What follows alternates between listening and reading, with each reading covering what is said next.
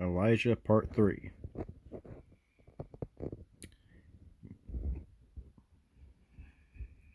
Give this return message to King Ahab. Now he wants even more.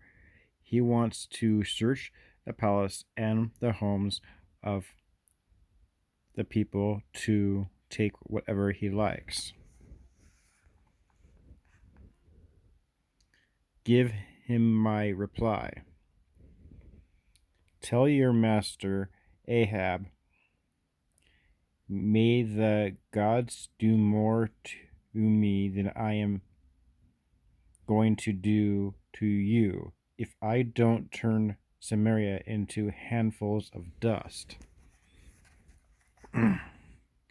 A man of God seeks a word with you. Yes? God says, do you see all these enemy forces? I will deliver them all to you today. Then at last you will know what I am, the Lord. How will he do that? Do it.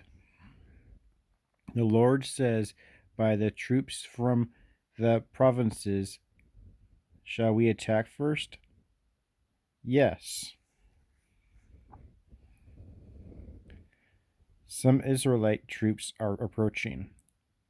Take them alive, whether they have come for truce or war.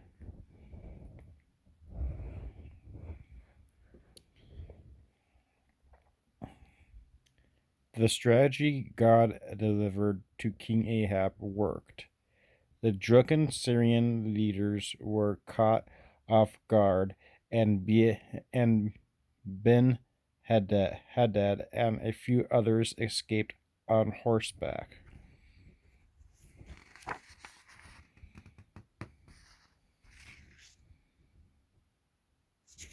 Okay. All right. Let's see here what we got. Prepare for another attack by the king of Syria. It will come in the spring. Well, it is now.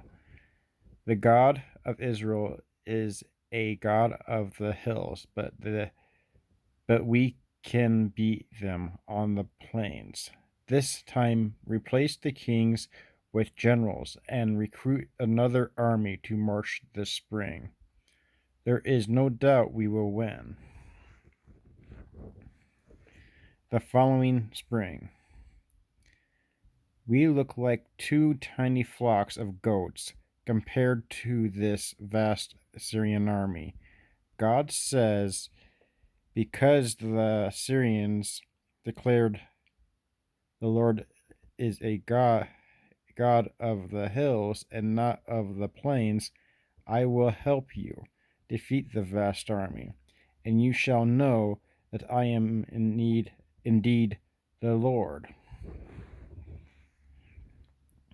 After 7 days, the battle began, and the Israelites killed 100,000 Syrians on the first day.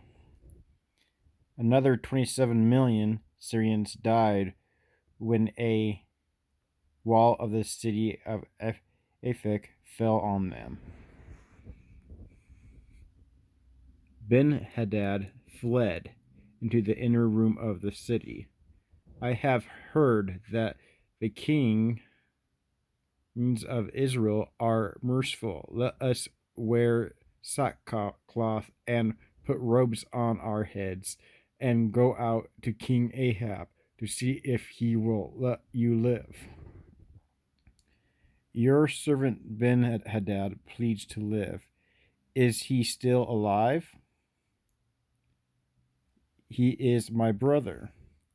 Yes, your brother Ben-Hadad. Go get him.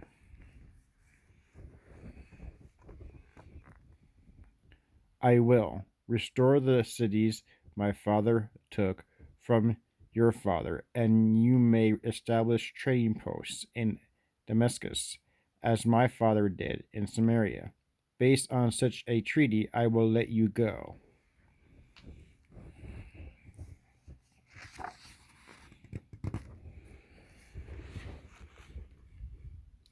The word of the Lord came to one of the prophets. Strike me with your sword. I will not. Because you have not obeyed the voice of the Lord, a lion shall kill you as soon as you leave me. Yeah, I should have followed the instruction of the man of God.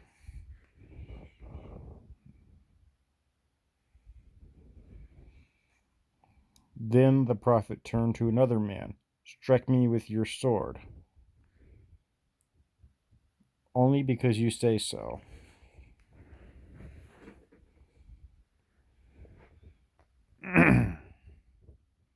Sir, I was in the battle, and a man brought me a prisoner, and me a prisoner said, Keep this man. If he gets away, you must die or else. Pay me a talent of silver.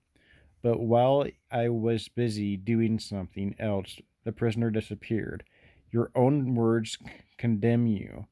It's your fault, and you have to pay.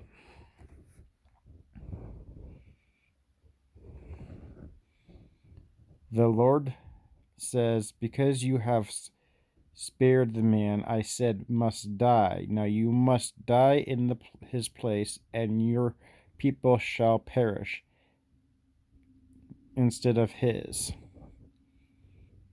So the kings of Israel went home to Samaria angry and sullen.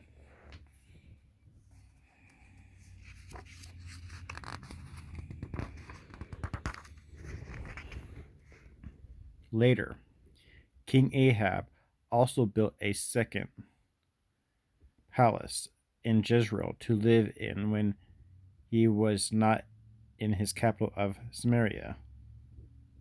One day he spotted a vineyard near his palace and sought to buy it to add to his holdings.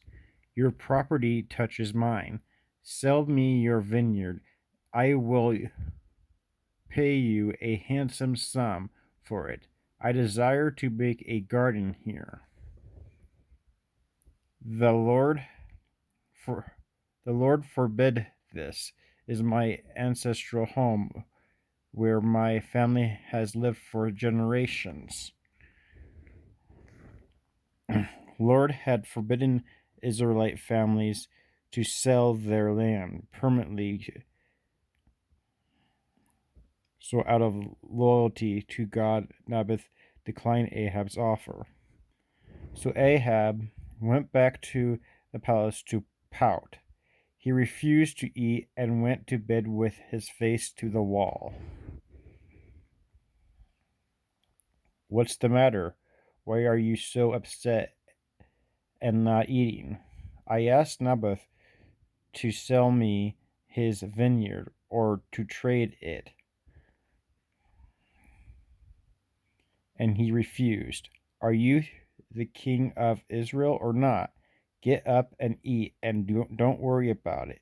I'll get you Naboth's vineyard.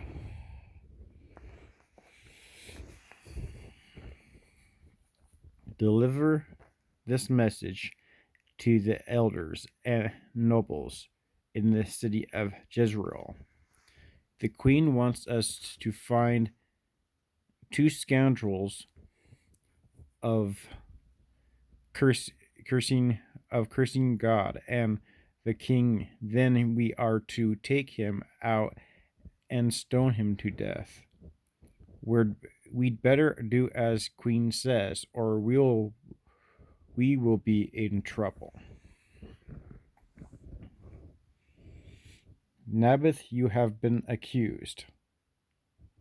In the market yesterday, I heard this man curse God. Not only that, I heard him curse the king. The penalty for cursing God or the king was death. What does the law require? He must be put to death. He and his sons must be stoned. In this way, all heirs to the property would be removed as well.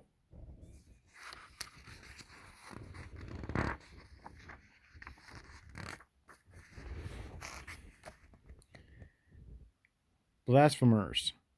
Remove this No, sorry, I was off a little bit there.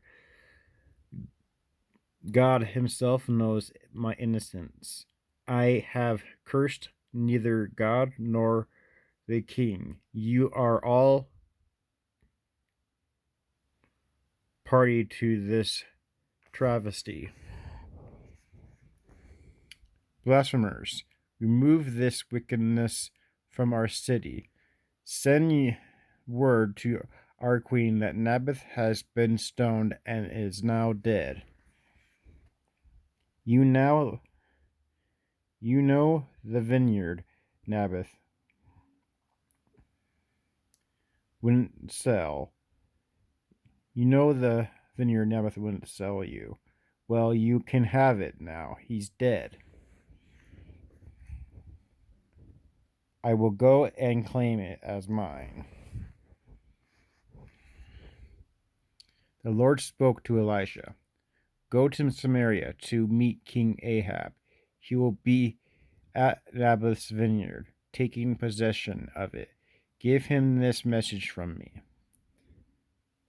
Isn't killing Naboth bad enough? Must you rob him too? Because you have done this, dogs shall lick your blood outside the city, just as they licked the blood of Naboth. So my enemy has found me. Yes, I have found you, because you have sold yourself to that which is evil in the sight of the Lord. The Lord is going to bring great harm to you and sweep you away. He will not let a single one of your male descendants survive. He is going to destroy your family as he did with the family of King Jeroboam and the family of King Baasha. For you have made him very angry and have led all of Israel into sin. The Lord has also told me that the dogs of Jezreel shall tear apart the body of your wife Jezebel. The members of your family who die in the city shall be eaten by dogs, and those who die in the country shall be eaten by vultures.